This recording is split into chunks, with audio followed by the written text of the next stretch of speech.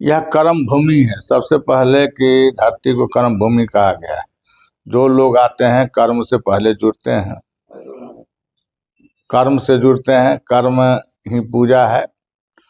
और धर्म की जहाँ तक प्रश्न उठता है तो धर्म के विषय में कहा गया है कि धर्मपरायण तो मनुष्य को होना ही चाहिए।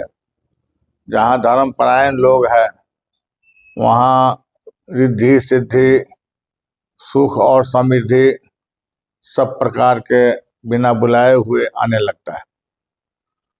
तिम सुख संपत्ति बिना ही बुलाए, धर्मशील पहि जाहि सुहाए।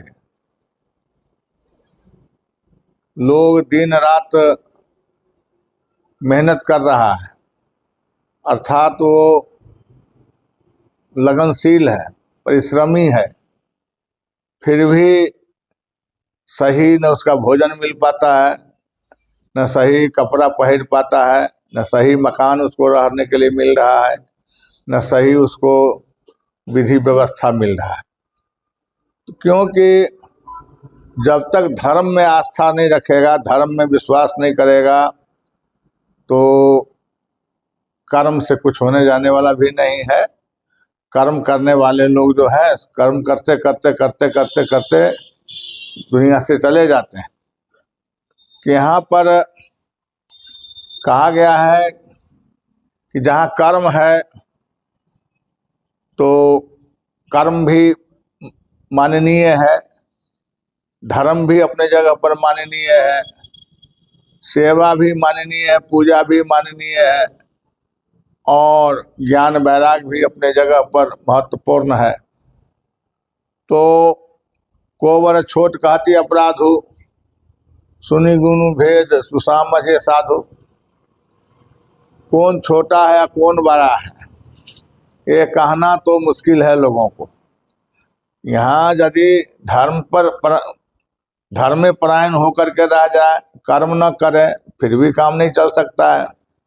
जैसे कि लेफ्ट और राइट, एक जो है सो दाहिना हाथ है, एक बामा है, तो कर्म जो है सो दाहिना हाथ है, धर्म जो है सो बामा हाथ है, दोनों एक के साथ है। धर्म करने वाले लोग भी कर्म करते हैं, बिना कर्म किए हुए धर्म हो ही नहीं सकता है। कुछ उपार्जन करेंगे, कुछ संचय करेंगे, तभी कहीं मठ मंदिर में दान करेंगे, पुण्य करेंगे। दान करेंगे तभी ये पुण्य होगा, यज्ञ करेंगे तभी ये पुण्य होगा, जप करेंगे तभी ये पुण्य होगा, साधु सेवा करेंगे तभी पुण्य होगा। तो करने के लिए तो कुछ कर्म करना ही पड़ेगा। बिना कर्म किए हुए धर्म हो ही नहीं सकता है। कर्म के आधार पर धर्म बना है। अब जैसे कि कर्म करके हम उपार्जन करते हैं, उपार्जन करके कुछ अंश जो है सो धर्म में दे देते हैं, दान में दे देते हैं, पुण्य में दे देते हैं। और हम यदि उपार्जन नहीं करेंगे तो खाने पर भी लोगों का आफत हो जाता है, कपड़े पहनने में आफत हो जाता है, और